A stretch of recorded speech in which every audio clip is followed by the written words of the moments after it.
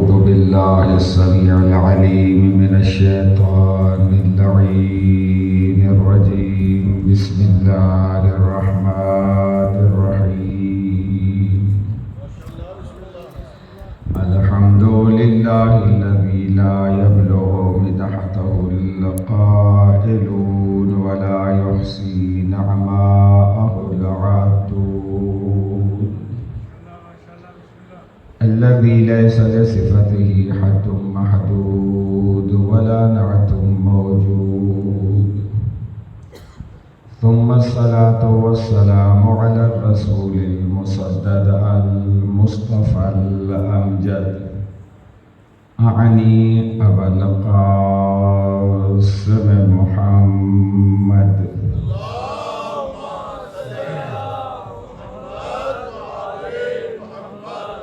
وعلى آله الطيبين الطاهرين المعصومين المنتخبين المنتجبين،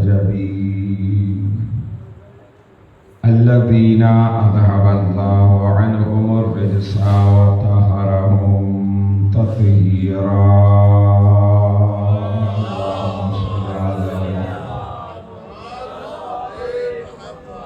واللعن الدائم على أعدائهم أجمعين من يوم عداوتهم إلى يوم الدين.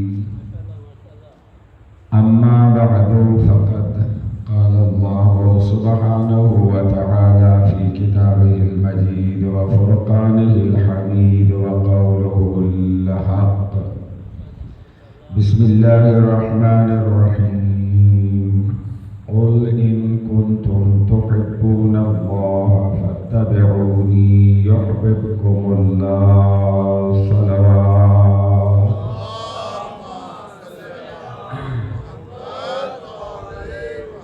نعرہ تکبیر.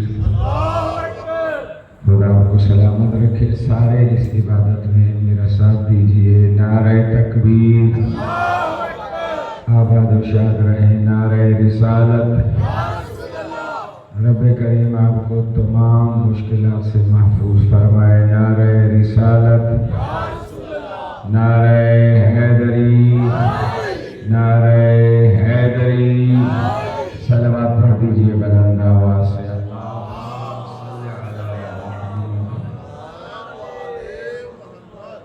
ماشاءاللہ جی، مجھ سے پہلے بڑے بڑے شعراء کا کلام پڑھا جا رہا تھا، اور سچ بات یہی ہے، نظم میں جو اثر ہے وہ نثر میں نہیں ہے. ماشاءاللہ وہ بچہ کدھر گیا جو پڑھ رہا تھا؟ ہاں، وہ باہر چلا گیا. ظاہر ہے جو چلا گیا اس کے بارے میں بات نہیں کرتے، غیبت ہی نہ ہو جائے. جو یہاں موجود ہیں ان کے بارے میں بات کر لیتے ہیں. وہ کیا آپ نے شعر پڑھا؟ لا شریک بھی اس میں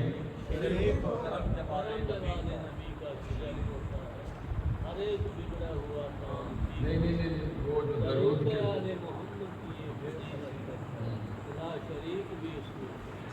ہاں، اچھا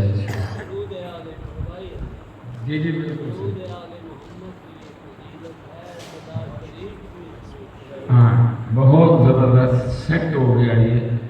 میں اصل بے دھیانی میں نے سنا، میں یہ سمجھا کہ شاید پہلا مصرع یہ ہے کہ درود آل محمد وہ عبادت ہے کہ لا شریک بھی جس میں شریک ہے. میں سمجھا یہاں لفظ عبادت ہے. خطرناک صورتحال تب بنتی اگر لفظ عبادت ہوتا. فضیلت کہہ دیا، بالکل ٹھیک. عام طور پہ آپ نے دیکھا ہوگا ممبروں سے، یہ صرف ٹوپی والے خطیبوں کی میں بات نہیں کر رہا، میری طرح کے مدرسوں والے امامہ پہنے ہوئے ممبر پہ بیٹھ کے جوش خطابت میں تصحیح کرنا چاہ رہا ہوں. اب کوئی میرے سامنے وہ بندہ نہیں ہے جو اس طرح ترجمہ کر گیا ہو، صرف تصحیح کرنا چاہتا ہوں تاکہ ہمارے جو موضوع ہے عقائد کی تصحیح ہو. آیت درود ان اللہ و ملائکتہ یصلون علی النبی یا ایھا الذین آمنوا صلوا علیہ وسلموا تسلیما۔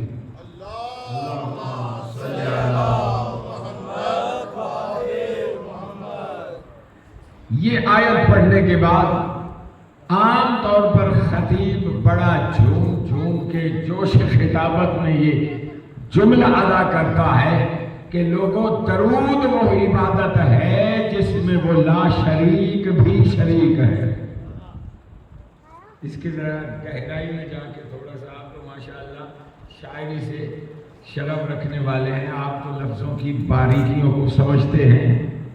درود وہ عبادت ہے جس میں وہ لا شریک بھی، رضوان صاحب، وہ لا شریک بھی جس میں، اگرچہ یہ آج ہیں معذور، یہ ذرا نزلے کی کیفیت سے گزر رہے ہیں، آج ہی میں نے انہیں اپنے ساتھ ملا لیا، باہر کی توجہ چاہتا ہوں۔ وہ لا شریک بھی جس عبادت میں شریک ہے۔ کیا خیال ہے، ٹھیک ہے یہ جملہ؟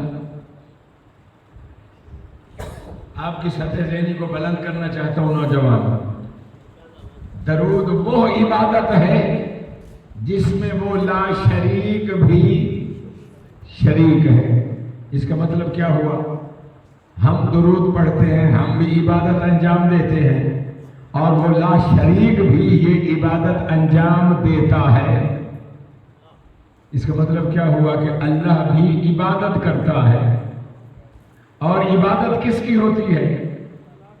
کسی نہ کسی معبود کی۔ اللہ اگر کہے کہ اللہ عبادت کر رہا ہے تو اس کا مطلب یہ ہے کوئی اور معبود ہے جس کی وہ عبادت کر رہا ہے۔ لیکن یہ میں شعر سن کے پہلے میں متوجہ نہیں تھا، مجھے لطف آیا، واقعاً یہ عبادت کی جگہ فضیلت بہت موزوں لفظ ہے۔ درود وہ فضیلت ہے جس فضیلت میں وہ لا شریک بھی شریک ہے۔ تو بہت اچھا ہو گیا۔ یہ نہیں کہنا چاہیے کہ درود وہ عبادت ہے جس میں وہ، ویسے عبادت ہے، آپ اور ہم درود پڑھتے ہیں، ہم عبادت انجام دے رہے ہوتے ہیں۔ جیسے میں نے ایک مرتبہ عرض کیا تھا، علی کا چہرہ دیکھنا عبادت ہے، قرآن کو دیکھنا عبادت ہے، خانہ کعبہ کو بھی دیکھنا عبادت ہے، ماں یا باپ میں سے کسی کا بھی چہرہ دیکھنا عبادت ہے۔ کیا خیال ہے، ماں یا باپ کے چہرے کو دیکھنا عبادت ہے کس کی؟ ماں باپ کی؟ شرک ہو جائے گا۔ خانہ کعبہ کو دیکھنا عبادت ہے کس کی؟ خانہ کعبہ کی؟ نہیں میرے محترم، علی کا چہرہ دیکھنا عبادت ہے۔ کیا مطلب ہوا؟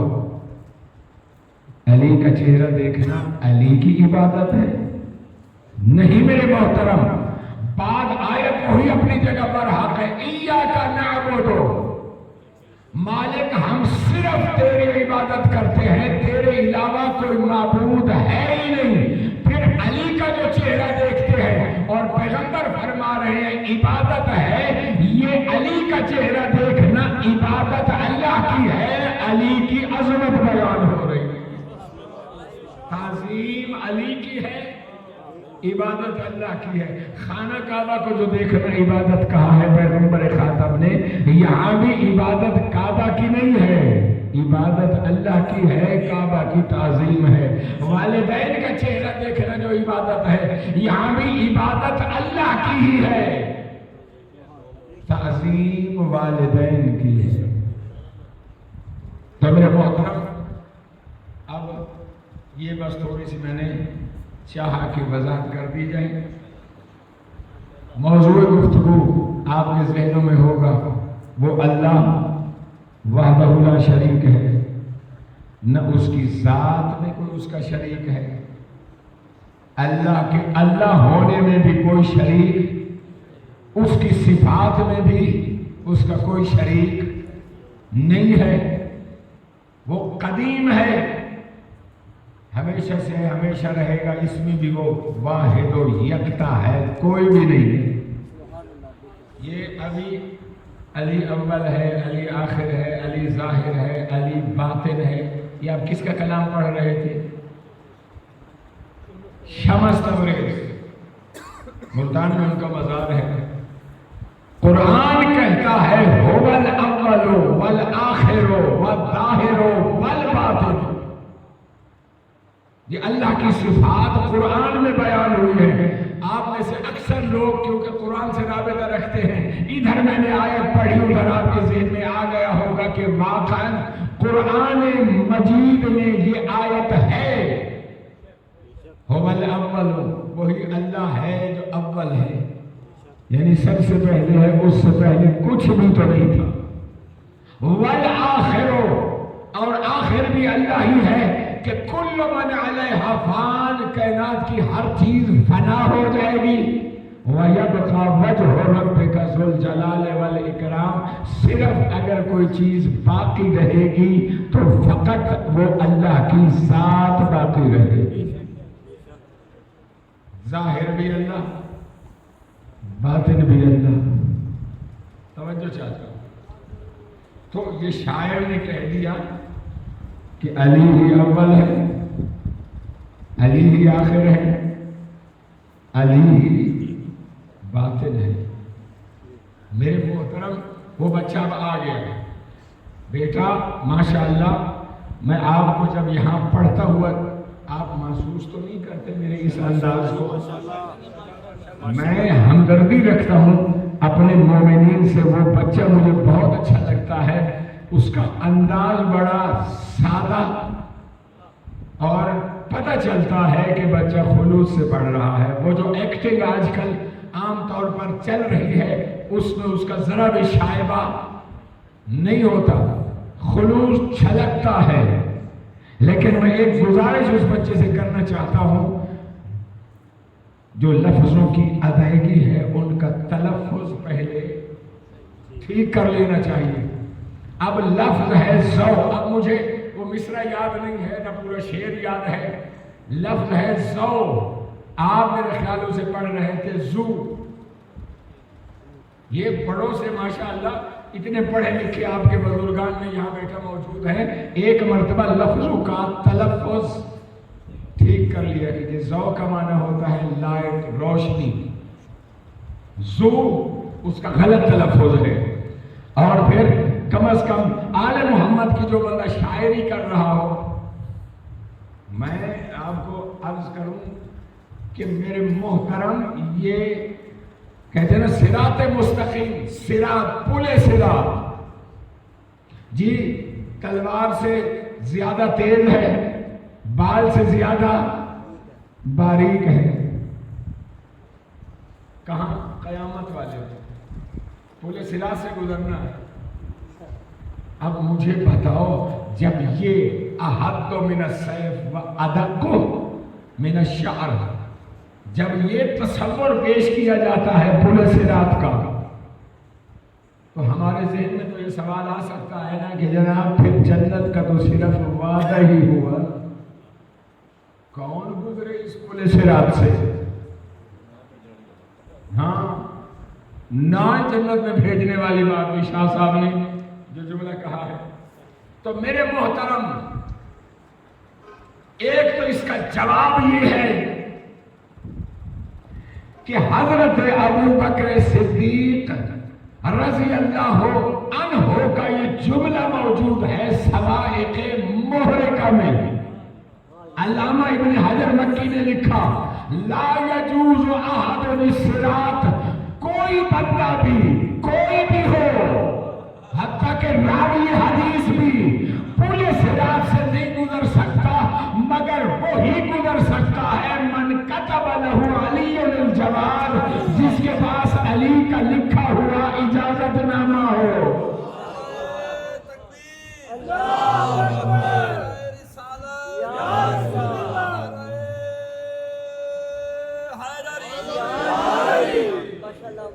تو جس کے پاس علی کا لکھا ہوا ٹکٹ ہوگا، جواز میں سے عربی میں کہتے ہیں پاسپورٹ ہوگا. یہ آپ دیکھیں، جس کے پاس پاسپورٹ ہے، اردو میں بھی لکھا ہوتا ہے، انگلش میں بھی لکھا ہوتا ہے، ساتھ عربی میں بھی لکھا ہوا ہوتا ہے جواز السفر، جواز یعنی گزرنے کا اجازت نامہ، اور پھر یہ بھی روایت کے لفظ ہے جس کے پاس علی کا لکھا ہوا اجازت نامہ ہوگا یجوز کل برق الخاطف، وہ پل صراط سے ایسے گزر جائے گا جیسے بجلی چمکتی ہے، بجلی کی چمک کی طرح وہ پل صراط سے گزر جائے گا۔ ایک تو یہ تصور ہے پل صراط کا، یہ بھی معصوم کی حدیث ہے۔ کسی نے ایسے ہی سوال کیا مولا یہ جو پل صراط کا تعارف پیش کیا گیا ہے، احد من السیف ادق من الشعر، تلوار سے زیادہ تیز ہے، بال سے زیادہ باریک ہے، مولا پھر یہ جنت تو صرف وعدہ ہی رہا نا۔ معصوم نے ارشاد فرمایا اس پل صراط کی بات نہ کرو، خود یہی دنیا جس میں تم زندگی گزار رہے ہو، خود یہ دنیا ہی پل صراط ہے۔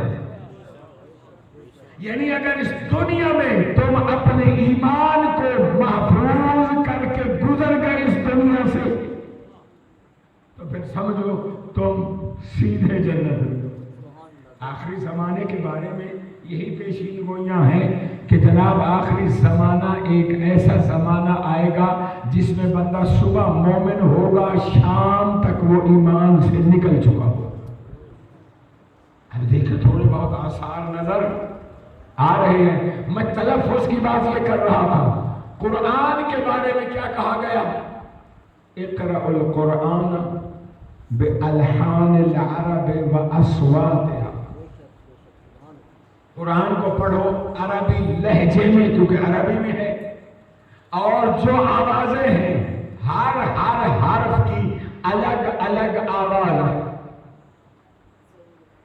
اچھا بہت سارے ایسے ہیں جن میں اگر تھوڑی سی مسٹیک ہو جائے تو کوئی حرج نہیں ہے، لیکن کچھ الفاظ ایسے ہیں، 3 مثلا لفظ میں آج صرف 3 لفظ، میں کوئی تجوید کی کلاس نہیں پڑھا رہا، بس مقطع میں آ پڑھی ہے سکل دوسترانہ، تو برسبیل تذکرہ آ گئی ہے بات، تو میں نے کہا یہ اپنے نوجوانوں کو بتاتا جاؤں، سین، صاد اور سے،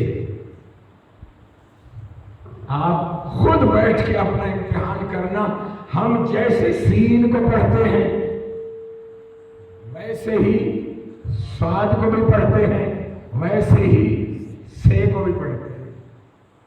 یہ بہت بڑا اشتباہ ہے۔ یہ وضاحت اس لیے کرنی پڑی کہ درود جو ہم پڑھتے ہیں اس درود میں صاد ہے۔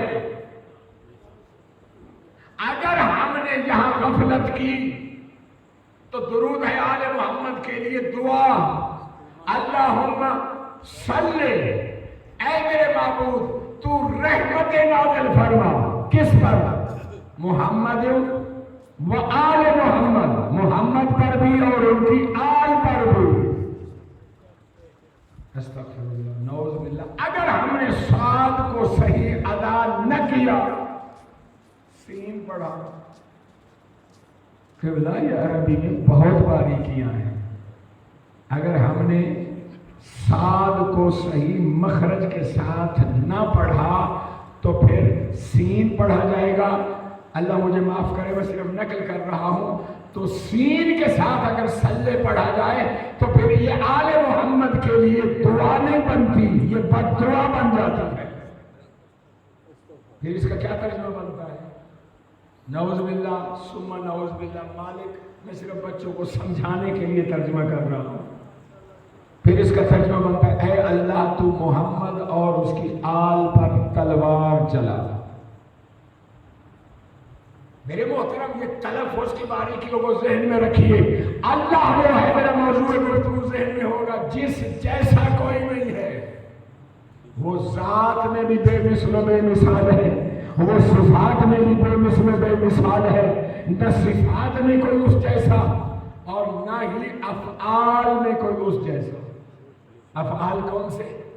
میرے نوجوانوں ذرا دل کے کانوں سے سن لیجئے، افعال خلق کرنا، رزق دینا، موت دینا، حیات دینا، औलाद देना, जिसे चाहे बेटा दे, जिसे चाहे बेटी दे, ये खल्क करना सिर्फ अल्लाह, मौत देना सिर्फ अल्लाह, जिंदा करना सिर्फ अल्लाह। आप कहेंगे मौलाना कैसी बातें करते हैं, ऐसे ऐसे मोजज़ात मिलते हैं।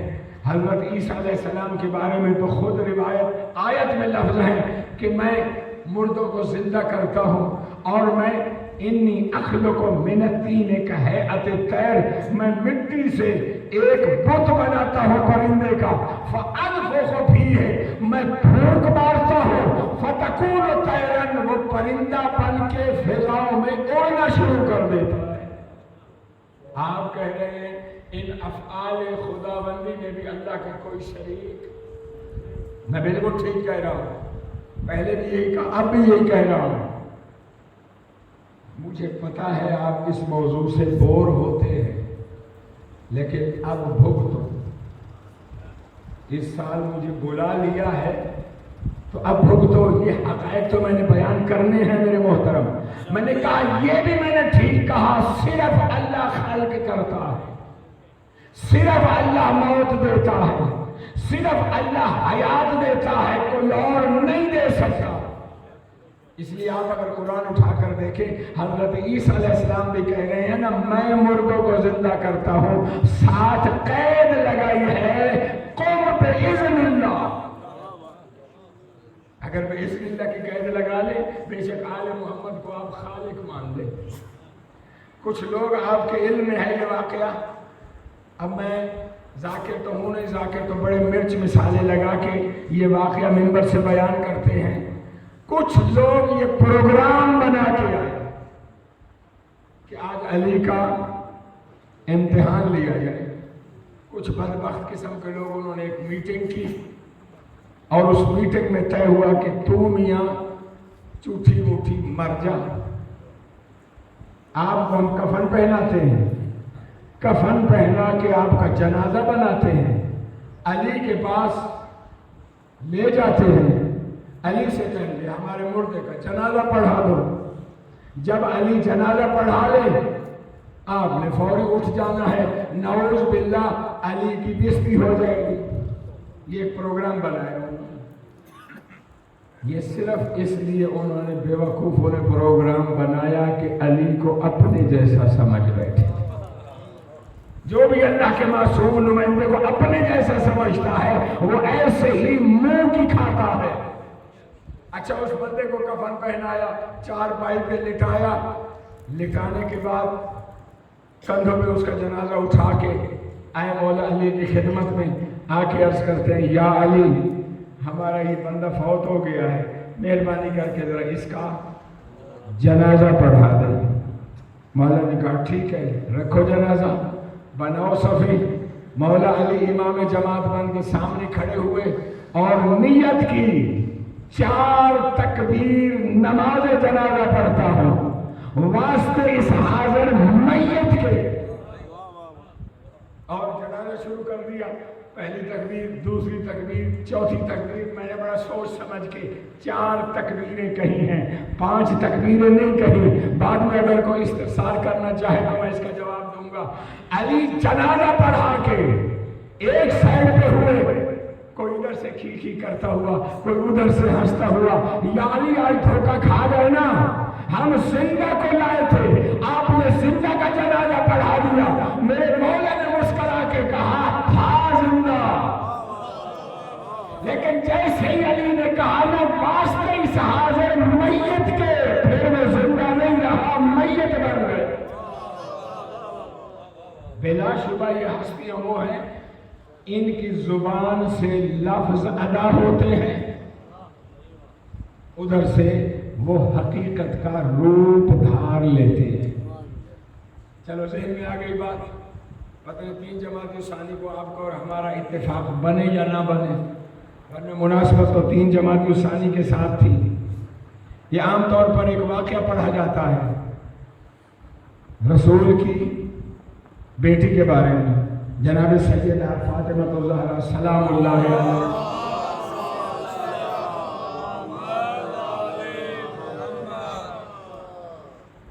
کیا واقعہ پڑھا جاتا ہے؟ واقعہ یہی پڑھا جاتا ہے نا کہ عید کی رات بیٹے آئے، حسنین شریفین آئے، اماں جان کل عید کا دن ہے، مدینہ کے ہر بچے کے نئے کپڑے ہوں گے، تو اماں جان ہمارے نئے کپڑے نہیں ہوں گے۔ دیکھیے میرے محترم، میں ایک بات پہلے عرض کر دوں، ہر جگہ اگر آپ علم امامت یا مقام امامت کو درمیان میں لے آئے تو سارے مسئلے الجھ کے رہ جائیں گے، کوئی مسئلہ حل ہی نہیں ہوگا۔ یہ ہستیاں آئی تھی ہماری ہدایت کے لیے، معجز نما بن کے انہوں نے زندگی نہیں گزاری، عام انسانوں کی طرح زندگی گزاری۔ ہاں، جہاں اپنا اختیار دکھانا ہوتا تھا وہاں اپنا اختیار دکھاتے تھے معجزے کی صورت میں۔ اماں جان سب صبح مدینے کے ہر بچے کے نئے کپڑے ہوں گے۔ بیٹا میں آپ لوگوں کے لیے پڑھنے آیا، توجہ میری طرف رہے، میں مجلس کے دوران آپ کو کھڑا کر کے کچھ پوچھ بھی سکتا ہوں کہ 10 میں کی پڑھے آپ، لہذا ہوشیار ہو کے بیٹھا کرو۔ میرے محترم، یہ واقعہ آپ نے سنا ہوا ہے، جب ماں سے آ کے کہا اماں جان صبح مدینہ کے ہر بچے کے نئے کپڑے ہوں گے، ہمارے نئے کپڑے نہیں ہوں گے۔ یہ تاریخی حقیقت ہے، درزی کے پاس کپڑے نہیں بھیجے ہوئے تھے، بلا شبہ اس میں کوئی شک نہیں ہے۔ کوئی مورخ، کوئی محدث، شیعہ ہو سنی ہو، سب مانتے ہیں بی بی نے درزی کو کپڑے بھیجے نہیں تھے۔ لیکن بچوں کو کیا کہا؟ بیٹا آرام سے سو جاؤ، تمہارے کپڑے درزی کے پاس ہیں۔ درزی کو دیے ہوئے تھے، مجھے کسی حدیث، کسی تاریخ، کسی تفسیر میں نہیں ملا کہ واقعاً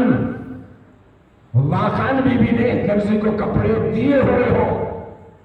تو یہ واقعہ سامنے رکھ کے کوئی مخالف اسلام جو اسلام کا دشمن ہے وہ ہم پر اعتراض کر سکتا ہے نا کہ اے مسلمانوں، تم کہتے ہو رسول کی بیٹی کا لقب ہے صدیقہ۔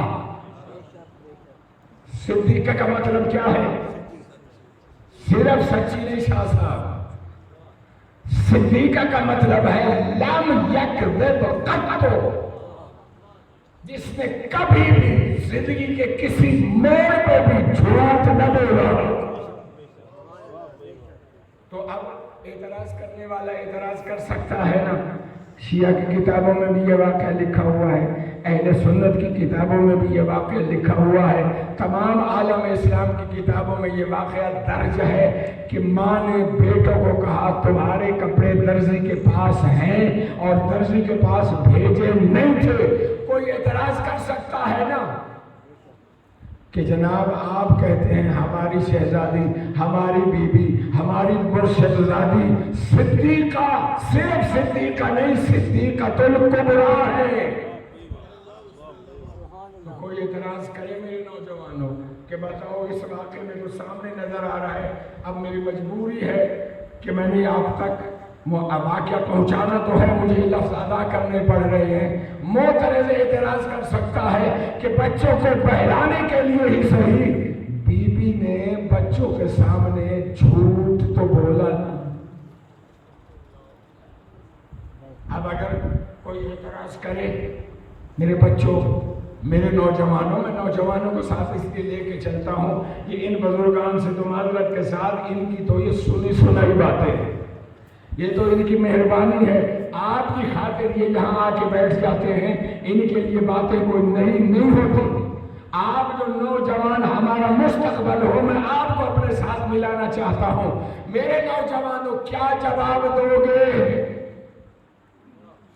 میں اپنے نوجوانوں کو اعتماد دینا چاہتا ہوں، سینہ تان کے تم اس کا بھی جواب دے سکتے ہو۔ ایک مثال سے سمجھاتا ہوں، آج کون سا دن ہے قبلہ؟ بدھ ہے، تاریخ کون سی ہے؟ 3 اگست بدھ کا دن ہے اور سن 2022 میں آج یہاں بیٹھ کے ابھی آپ کے سامنے دعویٰ کروں کہ 2 دن پہلے زلزلہ آیا تھا چیچا وطنی اور اس کے گرد و نواح میں دعویٰ کیا کر رہا ہوں 1 اگست کو چیچا وطنی اور اس کے گرد و نواح میں زلزلہ آیا تھا. آپ مجھے کیا کہیں گے؟ میرے بارے میں کوئی رائے قائم کریں گے نا کہ جناب آپ نے سچ کہا ہے یا جھوٹ کہا ہے؟ واقعہ گزر چکا ہے. اگر تو 1 اگست کو زلزلہ آیا تھا آپ میں سے چھوٹا بچہ بھی کھڑا ہو کے کہہ سکتا ہے مولانا آپ ٹھیک کہہ رہے ہیں، ہاں واقعا زلزلہ آیا تھا. اور اگر نہیں آیا میں ایسے ہی اپنا ٹائم پورا کرنے کے لیے باتیں گھڑی جا رہا ہوں تو چھوٹا سا بچہ بھی کھڑے ہو کر کہے گا مولانا کیسی بات کر رہے ہیں، ہم بھی یہی تھے، ہم بھی جاگ رہے تھے، کوئی زلزلہ نہیں آیا تھا. اچھا 3 اگست کو یہ رات کے اس ٹائم اب یہاں بیٹھ کر میں پیشی گوئی کروں کہ 10 اگست کو اس علاقے میں اللہ سب کو محفوظ رکھے آفات ارضی و سماوی سے. اور میری دعا ہے جو بیچارے انسان تو ہے نا، مجھے نہیں پتا وہ شیعہ ہیں، سنی ہیں، دیوبندی ہیں، بریلوی ہیں، اہل حدیث ہیں، جس فرقے سے بھی تعلق ہے مجھے اس سے کوئی لینا دینا نہیں ہے. انسانیت کا رشتہ تو ہے نا. یہ جو بیچارے بلوچستان میں اور ادھر ڈیرہ غازی خان سائڈ میں جو بیچارے سیلاب کی مصیبت کو جھیل رہے ہیں، ہم سارے مل کے دعا کرتے ہیں مالک انہیں اس مصیبت سے نجات دے، اور جو اس میں لقمہ اجل بن چکے ہیں مالک تو ان کی مغفرت فرما. اب میں یہاں بیٹھ کر کہوں کہ 10 اگست کو یعنی 7 دن بعد یہاں چیچا وطنی کے علاقوں میں زلزلہ آئے گا. آیا نہیں، آئے گا. تو مجھے بتاؤ آپ میں سے کوئی بھی سمجھدار بندہ کھڑا ہو کے میری تصدیق کر سکتا ہے؟ کیسے تصدیق کریں گے قبلہ؟ ابھی تو میں نے آئندہ کے بارے میں کہا ہے کہ 10 اگست کو دیکھیں نا میرے ساتھ چلے. میں چاہتا ہوں آپ لطف لیں اور ایک استدلال لیں. بچوں جوانوں میرا ساتھ دیجئے. میں نے کہا 10 اگست کو زلزلہ آئے گا. اب آپ میں سے کوئی کھڑا ہو کے کہہ سکتا ہے مولوی صاحب آپ جھوٹ بول رہے ہیں، یا کوئی کہہ سکتا ہے ہاں مولوی صاحب آپ نے سچ کہا ہے؟ آفرین. نہیں، نہ کوئی میری تصدیق کر سکتا ہے نہ ہی میری کوئی تکذیب کر سکتا ہے. کیوں؟ میں خبر دے رہا ہوں آئندہ کی. اب اس آئندہ کا انتظار کرنا پڑے گا. اگر 10 اگست کو زلزلہ آ جائے میں سچا، اور اگر زلزلہ نہ آئے تو میں جھوٹا. یہ مثال ذہن میں رکھیے اور اب مسئلے کا حل سنیے. میرے محترم بی بی نے کیا کہا تھا؟ بی بی نے یہی کہا تھا نا بیٹا صبح کے لیے تمہارے کپڑے درزی کے پاس ہے. اب اگر عید والے دن صبح رضوان جنت کا منصب چھوڑ کر دریائے بیت پہ آ کے یہ کہے میں رضوان حسنین کے کپڑے لایا ہوں، پھر تو آپ کہہ سکتے ہیں نعوذ باللہ بی بی جھوٹی. لیکن اگر رضوان اپنا منصب چھوڑ کر درے بتول پہ آ کے کہے انا خیاط الحسنین، میں حسنین کا درزی ہوں،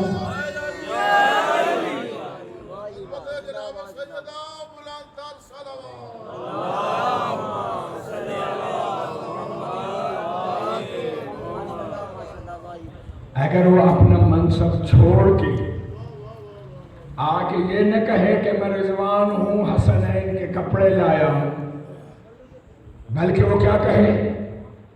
تاریخ حقیقت ہے انا خیاط الحسنین، میں حسنین کا درزی ہوں، بڑی توجہ چاہتا ہوں.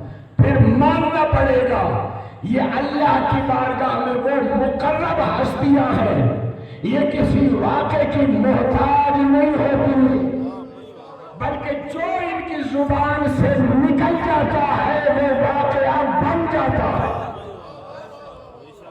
اور یہ اللہ نے انہیں قوت عطا کی ہے.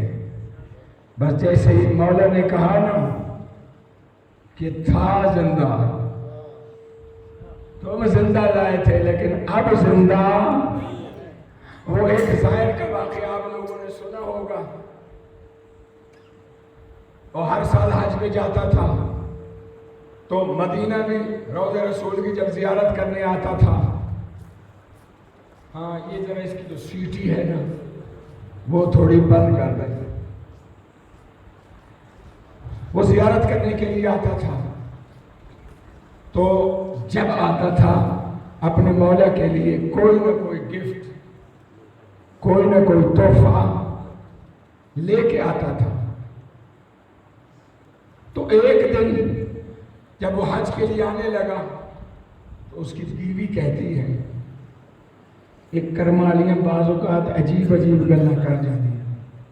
اس کی بیوی کہنے لگی، اے بندہ خدا، تو جو ہر سال حج میں جاتا ہے اپنے مولا کے لیے تحفہ لے کے جاتا ہے، یہ تو بتا کبھی تیرے مولا نے بھی کوئی تجھے تحفہ دیا ہے یا نہیں؟ پکا چاہنے والا، پکا ماننے والا تھا. کہتا ہے خدا کی بندی چپ رہو، وہ انسان کوئی معمولی انسان نہیں ہے، اسے پتہ چل جائے گا تو کیا کہہ رہی ہے. لہذا اپنی زبان کو روزہ دو، چپ رہو. یہ میری سعادت ہے کہ مولا میرا تحفہ قبول کر لیتے ہیں. خدا شاہد ہے یہ ہستیاں ہر ایک کا تحفہ قبول بھی نہیں کرتی. یہ بی بی شتیتا، آپ نے ایران میں ان کا روزہ دیکھا ہوگا. بی بی شتیتا کون تھی؟ کوئی بہت بڑی تاجر، بہت بڑی بزنس مین نہیں، ایک غریب عورت. چرخہ کاٹ کے، سوت کاٹ کے اس کا رزق روزی کا نظام چلتا تھا. ایک بندہ مدینہ امام رضا علیہ السلام کی خدمت میں آ رہا ہے.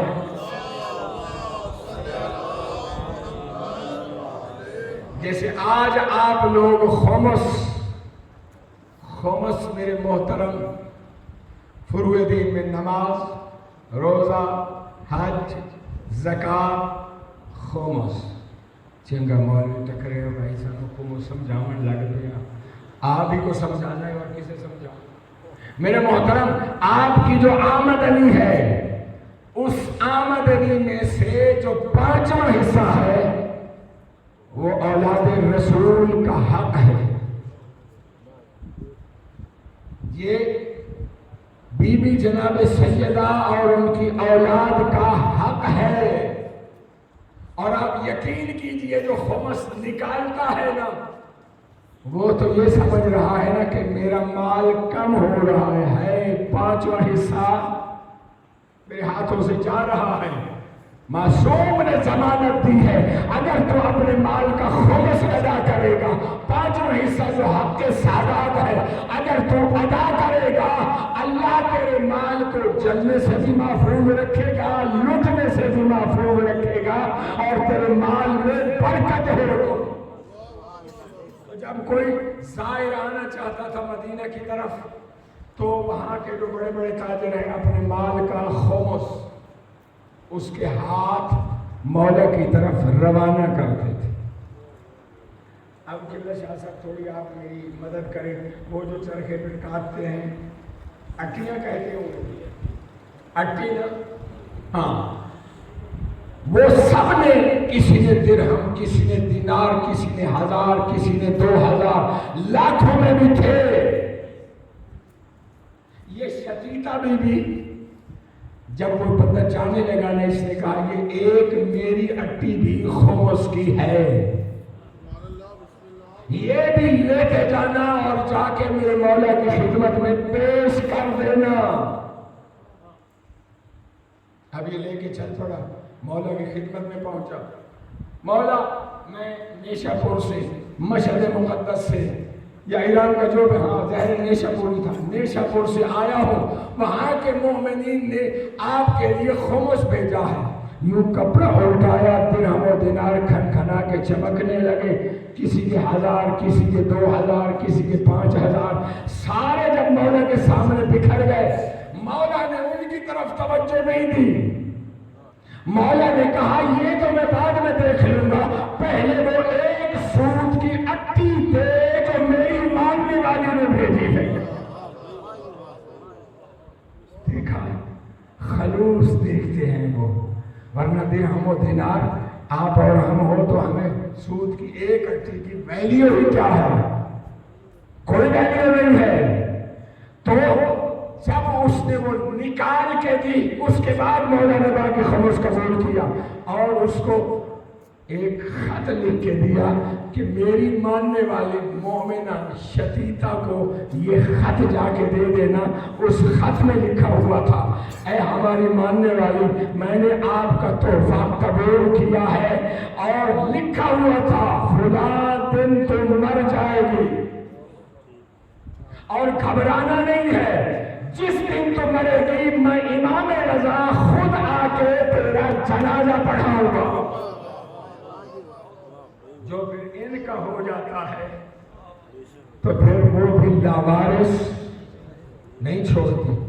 اب یہ بندہ حج کے لیے روانہ ہوا. بی بی نے گلہ کیا تھا نا کہ بندہ خدا تو ہر سال کوئی نہ کوئی تحفہ اپنے مولا کی خدمت میں لے جاتا ہے، یہ بتا کبھی انہوں نے بھی آپ کو کچھ دیا ہے یا نہیں؟ تو اس نے کہا نہ ایسی باتیں نہ کر، میرے مولا کو پتہ چل جاتا ہے، وہ کوئی آپ کی اور ہماری طرح کے عام انسان نہیں ہیں، ان کے پاس علم لدنی ہے. اچھا خیر، یہ اسے سمجھا کے تحفہ لے کے چل پڑا.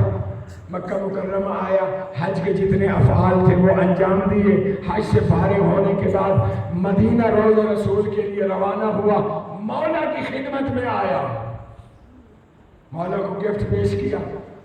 مولا نے پہلے کبھی نہیں اسے روکا تھا، آج اسے روکا. رک جا، کھانے کا ٹائم ہو رہا ہے، میرے ساتھ کھانا کھا کے جائے. یہ بڑی سعادت ہے نا، امام معصوم، وقت کا امام، کسی کو اپنے دسترخوان پہ دعوت دے. اس نے بڑی خوشی محسوس کی کہ ماشاءاللہ میرے لیے بڑا شرف ہے، میرے لیے بڑی سعادت ہے کہ میں مولا کے ساتھ ایک دسترخوان پہ بیٹھ کے کھانا کھاؤں. کھانا کھا لیا. کھانا کھانے کے بعد آفتابہ لوٹے میں پانی لایا گیا ہاتھ دھلوانے کے لیے. ظاہر چاہنے والا تھا، غلام تھا مولا کا. اس نے کہا مولا آئیے میں آپ کے ہاتھ دھلاتا ہوں. مولا نے کہا نہیں، یہ آداب میزبانی کے خلاف ہے، میزبان کو مہمان کے ہاتھ دھلانے چاہیے. یہ آل محمد نے ہمیں ایک ایک مقام پر رہنمائی دی ہے، لیکن وہ اڑ گیا، اصرار کیا، نہیں مولا میرے لیے یہ سعادت ہے کہ میں اپنے امام کے ہاتھوں پہ پانی ڈالوں اور وہ ہاتھ دھوئے. اچھا جب اس کا اصرار بڑھا، مولا نے کہا ٹھیک ہے. تشت منگوایا گیا. اپنے غلام سے کہا تشت لے آؤ. تشت کے اوپر ہاتھ یوں رکھ کے مولا دھو رہے ہیں. نوکر ماننے والا مومن پانی ڈال رہا ہے، پانی تشت میں گر رہا ہے.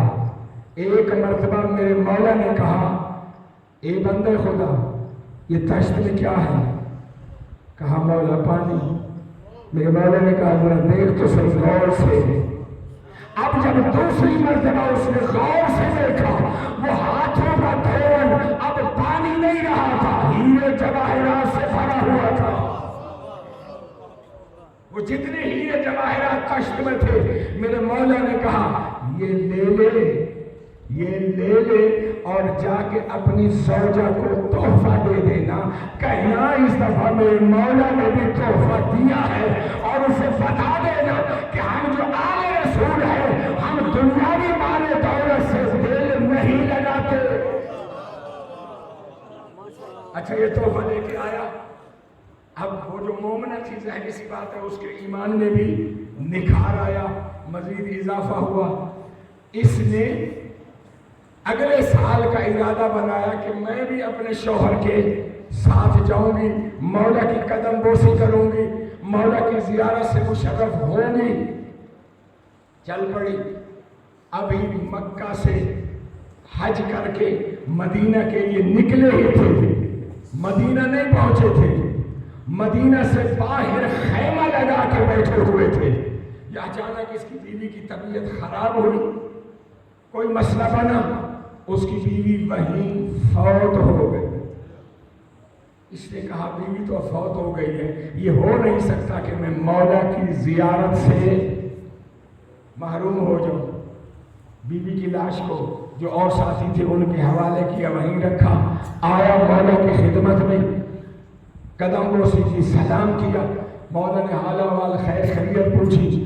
مولا بس آ رہا تھا, آپ کی کنیز بھی میرے ساتھ آ رہی تھی, وہ بھی آپ کی زیارت کے مشتاق تھی, لیکن مولا میں نے جب راستے میں آ رہا تھا دیکھا اس کی طبیعت بگڑی, وہ مر گئی ہے, خیمہ میں اسے چھوڑ کے آ رہا ہوں. میرے مولا نے مسکرا کے کہا جا, وہ تیرا انتظار کر رہی ہے, خیمہ میں بیٹھی ہوئی وہ تیرا انتظار کر رہی ہے. وہ کہتے ہیں میں حیرانی پریشان جلدی جلدی دوڑتا ہوا آیا, دیکھتا کیا ہو, وہ خیمہ میں زندہ بیٹھی ہوئی ہے.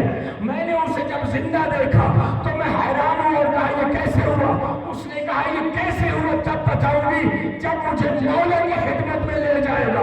جیسے ہی مولا کے سامنے آئی دیکھ کے کہتی ہے اے میرے شوہر محترم, اسرائیل جب روح لے کے جا رہا تھا اسی جناب نے کہا تھا اسرائیل میں تجھے حکم دیتا ہوں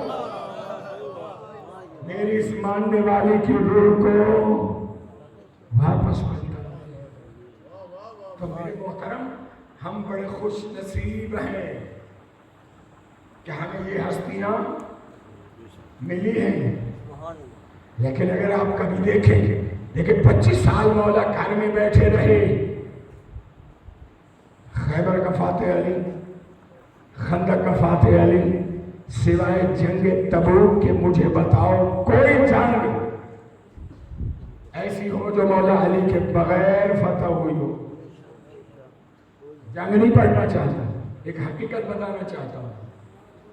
مولا علی گھر میں خاموش بیٹھے رہے.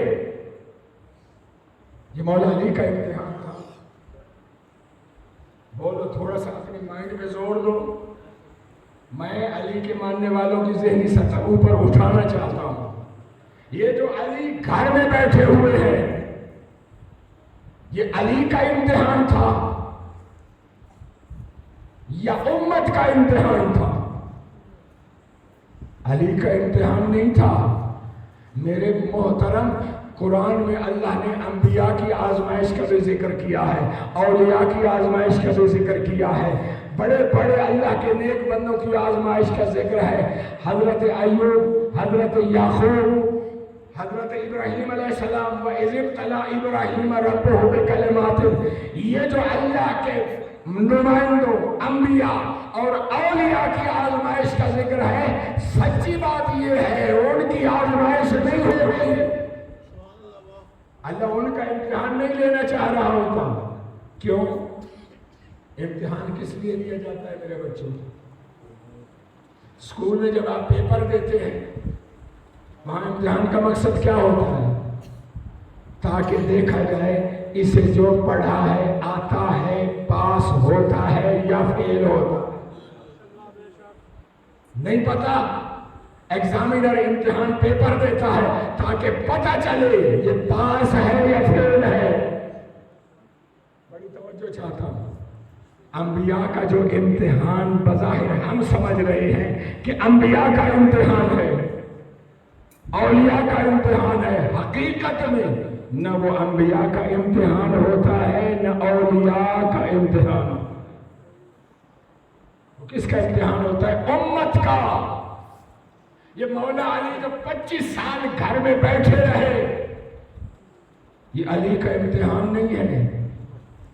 علی تو امتحان میں 100 سے بھی اوپر نمبر لے کے اللہ کی مرضیاں خرید چکے ہیں. علی کی معرفت اللہ نہیں کرنا چاہ رہا کہ علی کس معیار پہ ہے. یہ امت کا امتحان تھا، امت کا. اس لیے جیسے جیسے لوگ پہچانتے گئے علی کے در پہ آتے گئے. تو میرے محترم یہ جو امتحان ہوتا ہے یہ امت کے لیے امتحان ہے. یہ جو میدان کربلا میں مولا حسین پہنچے یہ کس کا امتحان ہے؟ یہ مولا حسین کا امتحان نہیں ہے. مولا حسین جو اللہ کے ہاں ان کی منزلت ہے وہاں پر وہ فائز ہے. اللہ یہ نہیں دیکھنا چاہتا کہ دیکھو میرا حسین کتنا صابر ہے. یہ امت کا امتحان تھا کہ دیکھو امت اتنا واضح ہونے کے باوجود حق کو پہچانتی ہے یا نہیں. ایک طرف یزید ایک طرف حسین. یہ امت کا امتحان تھا کہ حق کو پہچان کے حق کی طرف آتی ہے یا نہیں. اس لیے آپ نے دیکھا ہور کا واقعہ. ہور سب سے بڑا مجرم لیکن صبح عاشور جب باطل کو چھوڑ کے حق کی دہلیز پہ آ کے سر رکھا حق کے حق نمائندے نے کہا جاؤ میں نے بھی معاف کیا میری ماں زہرا نے بھی معاف کیا. اور میرے محترم یہ امتحان اب ظاہر سی بات ہے یہ میرا مستقل موضوع نہیں ہے اور بڑی معذرت کے ساتھ جو میں بات میرا اصل موضوع تھا اس پہ میں آج بات کر ہی نہیں سکتا. وہ آپ کے شعر کی نظر ہو گئی میری آج کی تقریر. کوئی بات نہیں. میرا خیال ہے میں نے کوئی اچھی باتیں کی کچھ فائدہ پہنچائے نا میرے نوجوانوں کو. بس یہی میرے محترم بس آپ کی زحمت تمام. ٹائم کافی ہو چکا ہے. میرے محترم آج محرم کی کون سی تاریخ ہے؟ خدا شاہد ہے کہ کمال نہ خطیب کا ہے نہ ذاکر کا ہے. میں فیصل آباد جامع علوم اسلامی میں سب سے پہلے ایران سے 95 میں جامع علوم اسلامی میں آیا. فیصل آباد وہ شہر سے ہٹ کے دور سنسان علاقے میں تھا. اب تو خیر وہاں بہت آبادی ہو گئی ہے. تو آپ کو پتہ ہے فیصل آباد کا زمینی پانی پینے کے قابل نہیں ہے. تو یہ واٹر سپلائی کا واسا والوں کا سسٹم ہوتا ہے میٹھے پانی کا شہر میں مختلف جگہوں پہ. تو ہمارے لیے بڑا مسئلہ تھا طلاب کے لیے اساتذہ کے لیے میٹھا پانی. تو ہم نے پرنسپل صاحب میں وہاں پہ ایک چھوٹا سا مدرس تھا ہم سب اساتذہ اور پرنسپل مل کے گئے. واسا کا جو سب سے بڑا چیف تھا کیا کہتے ہیں اسے مجھے نہیں پتا بلکہ جو پورے فیصل آباد کا ہیڈ تھا واسا. ہمارا پروگرام تھا ایک اپلیکیشن لکھی کہ جا کے اسے دیتے ہیں اور اسے گزارش کرتے ہیں کہ جناب آپ ہمارے لیے میٹھے پانی کا آرڈر جاری کریں گورنمنٹ کے خرچے میں لائن ہمارے مدرسے تک پہنچ جائے. طلاب نظام طالب علم حضرات پانی پیئیں گے آپ کو ثواب ہوگا دعا ملے گی. جب اس کے پاس جا کے بیٹھے اور ملے میں بلا مبالغہ یہ جملے کہہ رہا ہوں سامنے بیٹھے تھے. ہمیں نہیں پتا تھا کہ وہ کس مسلک سے تعلق رکھتا ہے. ہمارے پرنسپل نے اپلیکیشن دینے کے بعد ایک دو بات کرنے کے بعد اپنی بات کو مزید مضبوط کرنے کے لیے ان کی زبان سے یہ جملہ نکل گیا جناب محترم ہمارا مدرسہ کربلا بنا ہوا ہے. بس جیسے اس افیسر نے یہ جملہ سنا نا خدا شاہد ہے وہیں اپنی کرسی کے اوپر بیٹھ کے ہچکیاں لے کے رونا اس میں شروع کر دیا. کہتے ہیں مولانا ایک دفعہ پھر کہیں آپ کا مدرسہ کیا بنا ہوا ہے؟ کربلا بنا ہوا ہے. فوراً اس نے آرڈر پاس کیا گورنمنٹ کے خرچے پہ وہاں شہر سے ہمارے مدرسے تک سپلائی لائن بچھا دی گئی اور آج بھی وہاں میٹھے پانی کی سپلائی موجود ہے. عرض یہ کرنا چاہ رہا ہوں کہ جن کے دلوں میں کربلا زندہ ہے ان کے لیے نہ کوئی فنکاری کی ضرورت ہے، نہ ان کے لیے کوئی خاص جملے جوڑنے کی ضرورت ہے. ان کے لیے بس اتنا ہی لفظ کہہ دیا جائے نا، ہائے مظلوم حسین. بس ان کے رونے کے لیے اتنا ہی جملہ کافی ہوتا ہے. آج 4 محرم الحرام ہو گئی آزادانہ. 4 محرم الحرام کو میدان کربلا میں اشقیاء کی طرف سے لشکروں کے دستوں پہ دستے آنے لگے، اور خدا ان پہ لعنت کرے. ان کو آرڈر یہ ہوتا تھا کہ ان دستوں کو سادانیوں کے خیموں کے پاس سے گزارا جائے. مقصد ان کا کیا تھا؟ گھوڑوں کی ٹاپوں سے علی و بطول کی بیٹیوں کے دل دہل جائے. وہاں سے دستے پہ دستے آ رہے ہیں. ایک مرتبہ علی کی بیٹی شریکت الحسین نے کہا، اماں فضا ذرا میرے بھائی حسین کو تو خیمہ میں بھیجو. آیا رسول کا نواسا علی کی بیٹی کے سامنے، کہا بہن آپ نے مجھے یاد کیا ہے؟ ہاں بھائی آپ کو میں نے بلایا ہے. یہ بتا بھائی یہ جو دستوں پہ دستے آ رہے ہیں ان میں کوئی آپ کا مددگار بھی ہے یا سارے آپ کے خون کے پیاسے ہیں؟ میرے آقا نے کہا بہن زینب یہ جتنے دستے آ رہے ہیں یہ سارے میرے خون کے پیاسے ہیں، ان میں کوئی میرا مددگار نہیں ہے. بہن کا حسرت بڑا جملہ سنیے. بہن نے کہا بھائی اس بھری دنیا میں آپ کا کوئی مددگار نہیں ہے جو آپ کی آ کے مدد کرے. عزادارو میرے مولا حسین نے کہا بہن زینب ہاں بچپن کا ایک دوست ہے جس کا نام حبیب ابن مظاہر ہے. یہ وضاحت نہیں کرتا جاؤں. آج کل سوشل میڈیا پہ ایک خط چل رہا ہے کہ یہ وہ خط ہے جو مولا حسین نے حبیب ابن مظاہر کے نام لکھا، جو اس کے اوپر تاریخ ہے اس کا کہیں بھی تاریخ میں وجود نہیں ہے. اب میں آپ کو بتانے لگا ہوں جو مولا حسین نے خط لکھا اس کی تحریر کیا تھی. میرے مولا نے خط لکھا من الحسین ابن علی. یہ حسین ابن علی کا خط ہے کس کی طرف؟ الى رجل فقیہ اہل الکوفہ، اس مرد کی طرف جو اہل کوفہ کا فقیہ ہے. فقیہ عظمت اور منزلت سمجھی حبیب ابن مظاہر کی. جیسے آج کے دور میں آیت اللہ خامنائی ہے، جیسے آج کے دور میں آیت اللہ سیستانی ہے، یعنی اس معیار کے تھے یہ حبیب ابن مظاہر. اور آگے لکھا ہوا تھا حبیب تو جانتا ہے میرا رسول سے رشتہ کیا ہے، تو جانتا ہے میری رسول کے ساتھ کیا قرابت ہے، میری عزت اور میری منزلت کو بھی جانتا ہے. اور حبیب میرے اوپر مشکل وقت آیا ہے، اگر میری مدد کر سکتے ہو تو پہنچو کربلا. یہ خط لے کر قاصد آیا. عزادارو مسلم بن اوسجہ اور حبیب ابن مظاہر کوفہ کے بازار میں مہندی خرید رہے تھے. جب یہ خط پہنچا ہے اور حبیب ابن مظاہر نے پڑھا ہے، مسلم بن اوسجہ کو بتایا، دونوں کے ہاتھوں سے مہندی گر گئی. دونوں نے بال اتفاق کہا مسلم اب یہ داڑھی خضاب سے رنگین نہیں ہوگی، نصرت حسین میں بہنے والے خون سے رنگین ہوگی. مسلم بن اوسجہ اپنے گھر چلے آئے، حبیب ابن مظاہر اپنے گھر چلے آئے. راستے میں کبھی کبھی خط نکالتے ہیں، چومتے ہیں، آنکھوں سے لگاتے ہیں، سینے سے لگاتے ہیں، آنکھوں سے آنسو جاری ہے. لیکن جب گھر کے دروازے سے اندر جانے لگے نا، باہر کھڑے ہو کے اپنی آنکھیں صاف کی، اندر آئے، لیکن چہرہ بتا رہا تھا حبیب رو کے آیا. جیسے ہی گھر میں داخل ہوا، زوجہ پوچھتی ہے بندے خدا آج آپ کے چہرے پہ مجھے پریشانی کے آثار نظر آ رہے ہیں، خیر تو ہے؟ کہا بس خیر ہے، ایک تھوڑی سی پرابلم ہے. کیا؟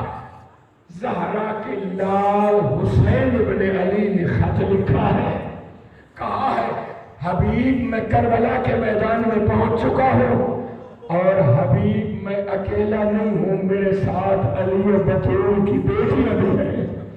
حبیب جلدی کر میری مدد کو پہنچ جا اگر پہنچنا چاہتا ہے سن. دیکھیے میرے محترم کربلا کے واقعے میں عورتوں کا جذبہ بھی عروج پہ ہے. اچھا حبیب کی زوجہ نے کہا پھر حبیب تو نے کیا سوچا ہے؟ کہا سوچ رہا ہوں ابن زیاد بڑا ظالم ہے, کرفیو لگا ہوا ہے, نہ ہی جاؤں, اگر میں گیا میرے بچوں کو مروا دے گا, میرے گھر کو جلا دے گا. عزادارو میری ماں بہنیں اگر سن رہی ہیں, رب کریم تمام مستورات کو, تمام مومنات خاتون کو یہی جذبہ عطا کرے. اس نے جیسے ہی حبیب کی بات سنی نا, سر سے چادر اتار کے حبیب کی طرف پھینکی اور کہا حبیب تم چادر پہن کے گھر میں بیٹھ, میں فرزند رسول کی مدد کے لیے کربلا جاؤں گی. عزادارو جب زوجہ کا حبیب نے یہ جذبہ دیکھا رو کر کہتا ہے اے مومنہ میں تو تیرا امتحان لے رہا تھا, کیسے ہو سکتا ہے زہرا کا لال بلائے اور حبیب مدد کے لیے نہ جائے. عزادارو حبیب نے اپنے غلام سے کہا یہ میرا گھوڑا لے کے شہر کے باہر فلاں چوک پہ کھڑا ہو جا, کیونکہ کرفیو تھا, حالات بڑے نازک تھے, کسی کو کوفہ سے باہر نہیں جانے دیا جا رہا تھا کہ کہیں کربلا جا کے فرزند زہرا کی مدد نہ کرے. اس لیے انہوں نے پہلے غلام کو گھوڑا دیا, شہر کے باہر فلاں چوک پہ کھڑا ہو کے تو میرا انتظار کر. غلام گھوڑا لے کے وہاں کھڑا ہوا ہے.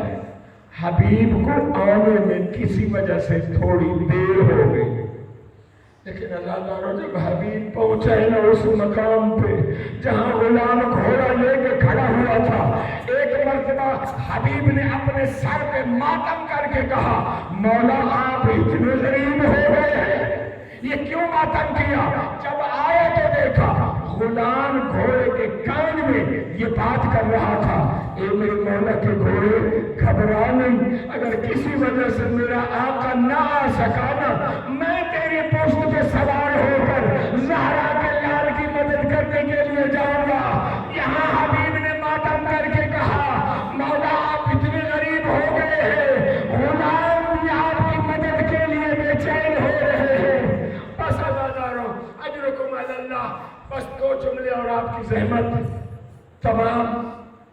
عزادارو ادھر سے کریم کربلا اپنے خیمہ سے نکلے اور اس راستے پہ آ کے کھڑے ہو گئے جو کوفہ سے کربلا کی طرف آتا تھا. ادھر سے حبیب ابن مظاہر سفر کرتے ہوئے پہنچے, گرد اٹھی, گرد ایک بادل اٹھا. جب گرد چھٹی میرے مولا نے دیکھا میرے بچپن کا دوست حبیب اور اس کا غلام آیا ہے. میرے آقا نے استقبال کیا, شہزادہ علی اکبر نے بھی استقبال کیا. سلام کلام کی یہ آواز جب خیمہ کے اندر پہنچی نا, میری آقا زادی علی کی بڑی بیٹی نے کہا اماں فضا یہ باہر سلاموں کا شور کیسا ہے؟ جناب فضا نے کہا علی کی بیٹی آپ کے بھائی حسین کا بچپن کا دوست حبیب ابن مظاہر آیا ہے, بس یہ جملہ سننا تھا. علی کی بیٹی نے کہا اماں فضا چلی جا, حبیب کے پاس جا کے کہنا اے حبیب آپ کا شکریہ, علی کی بیٹی تجھے سلام کہتی ہے. فضا نے آ کے یہ جملہ کہا, حبیب نے اپنا امامہ سر سے اتار کے خاک کربلا پہ پھینکا اور خاک سر میں ڈال کے کہتا ہے اے میرے مالک آل محمد اتنے مظلوم ہو گئے ہیں کہ مرشد زادیہ غلاموں کو سلام بھجواتی ہیں. عزادارو بس آخری جملے, جنگ کربلا ختم ہو گئی, حبیب ابن مظاہر بھی شہید ہو گئے. اور آپ سنتے ہیں نا وہاں ایک اعلان ہوا تھا لوٹو تبرکات, علی و بطول کو قیدی بنا کے لے چلو آل رسول کو. جب یہ لوٹا ہوا قافلہ کوفہ کے بازار سے گزر رہا تھا نا, میں کبھی بھی اس جملے کو خشک آنکھوں کے ساتھ نہیں پڑھ سکا, بے اختیار دنیا طاری ہو جاتا ہے اتنا دردناک منظر. میری آقا زادی کا ناقہ ایک گھر کی چھت کے پاس آ کے رکا. میری آقا زادی نے دیکھا چھت کے اوپر ایک 7 سال کا بچہ کھڑا ہوا ہے. میری آقازادی نے کہا بیٹا ذرا قریب آؤ. وہ بچہ قریب آیا. میری آقازادی نے پوچھا بیٹا تیرا نام کیا ہے؟ اس بچے نے کہا میرا نام قاسم ہے. کہا کس کے بیٹے ہو؟ کہا قیدن بی بی، میں کوفہ کے بہت معتبر ہستی حبیب ابن مظاہر کا بیٹا ہوں. جب یہ جملہ سنا نا میری آقازادی نے پوچھا اچھا بیٹا تیرا باپ حبیب ابن مظاہر ہے، یہ تو بتا تیرا باپ اس وقت کہاں ہے؟ کہا قیدن بی بی، میں نے بابا سے سنا تھا، میری اماں بھی بتاتی ہے کربلا میں ہمارے پیر آئے ہوئے ہیں، کربلا میں ہمارے مرشد آئے ہوئے ہیں، میرا بابا اپنے مولا کی مدد کے لیے گیا ہے. میری آقازادی نے بچے کو کچھ نہیں بتایا. کہا ایسا کر جلدی جا، پتہ نہیں میرے ناکا کتنی دیر کے لیے رکا ہوا ہے، بیٹا جلدی جا اپنی ماں سے کہے بازار میں ایک قیدن بی بی ہے جو تجھے چھت پہ بلا رہی ہے. اب انتظار بچہ نیچے چلا گیا. علی کی بیٹی انتظار کر رہی ہے، لیکن آپ کو پتہ ہے اپنے اختیار سے تو بازاروں میں آئی نہیں تھی. کچھ ہی دیر گزری تھی یہ ظالموں نے تازیانہ لے کر علی کی بیٹی کے ناکے کو آگے چلانا شروع کیا. علی کی بیٹی یوں مڑ مڑ کے چھت کی طرف دیکھ رہی ہے، شاید حبیب کی زوجہ چھت پہ آ جائے. جب کافی فاصلہ ہو گیا حبیب کی زوجہ چھت پہ نہیں آئی. خدا کی قسم کلیجہ چھلنی ہو جاتا ہے. یہ جملہ سن کے میری آقازادی نے دیکھا وہی 7 سال کا بچہ چھت پہ آیا اور اونچی آواز میں آ کے کہتا ہے اے قیدن بی بی، میں نے اپنی ماں کو کہا کہ قیدن بی بی ملنا چاہتی ہے، لیکن میری ماں کہتی ہے میں ہوں زینب کی کنیز، میری غیرت نوازی نہیں کرتی کہ میں بدماشوں کے مجمع میں چھت پہ آؤ. ازاداروں کیا گزر گئی ہوگی علی کی بیٹی کے دل پہ. ارے آج غلاموں کی عورتیں گوارا نہیں کرتی کہ بازار میں آئے ہائے علی کی بیٹی. اللہ لعنت اللہ علی القوم الظالمین وسيعلم الذين ظلموا أي منقلب ينقلبون. بارئ آل محمد کی عزت و عظمت کا واسطہ ہماری اس قلیل سی عبادت کو اپنی بارگاہ میں قبول فرما. مالک یہ واسطہ آل محمد کی عزت و عظمت کا اس صف اعضاء کے جتنے بانیان ہیں، جتنے معاونین ہیں، مالک جس جس کا بھی اس صف اعضاء میں حصہ ہے، دامیں، درہمیں، قدمیں، سخنیں، مالک تمام شیعہ سنی بھائی جو بھی اس صف اعضاء کی آباد کاری میں شریک ہیں، مالک ان کی یہ خدمات اپنی بارگاہ میں قبول فرما.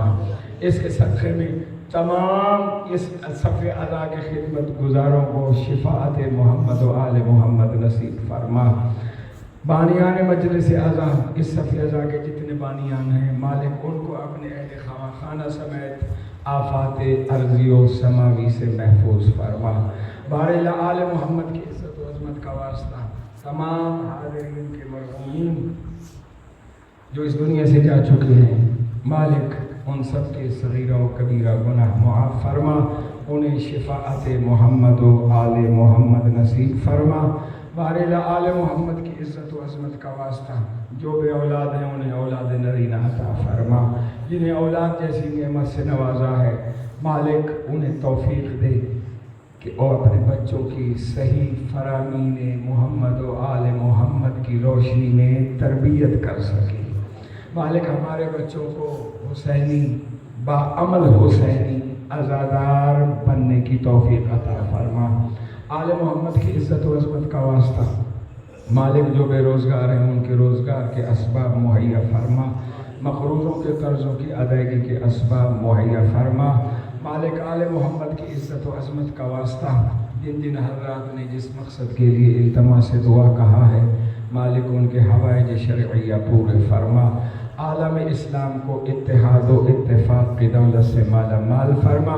مالک صف اعضاء دنیا میں جہاں جہاں بچھی ہے، تمام مومنین و مومنات جو عزاداری میں مصروف ہیں، مالک ان کی جان، مال، عزت کی محافظت فرما. ملک پاکستان کو شر شیطان شر اعداء سے محفوظ فرما۔ مالک آل محمد کی عزت و عظمت کا واسطہ اگر کوئی اس صفِ عزا پر موجود میری ماں بہنوں میں سے یا بزرگوں اور بھائیوں میں سے کوئی مریض ہے، بالخصوص کچھ مریضوں نے التماس سے دعا کا فون کر کے التماس سے دعا کہا ہے، مالک باب الحوائج کی عزت و عظمت کا واسطہ تمام مریضوں کو شفائے کاملہ و عاجلہ عطا فرما۔ علماء حق کا سایہ ہمارے سروں پر قائم و دائم فرما۔ مالک ہمیں توفیق حج و زیارات نصیب فرما۔ ملک پاکستان کو شر شیطان شر اعداء سے محفوظ فرما۔ ہمارے بارہویں آقا کو ہم سے راضی و خوشنود فرما، ان کے ظہور پر نور میں تعجیل فرما۔ ربنا تقبل منا انک انت السمیع العلیم بجاہ محمد و اہل بیتہ الطیبین الطاہرین ماتم حسین۔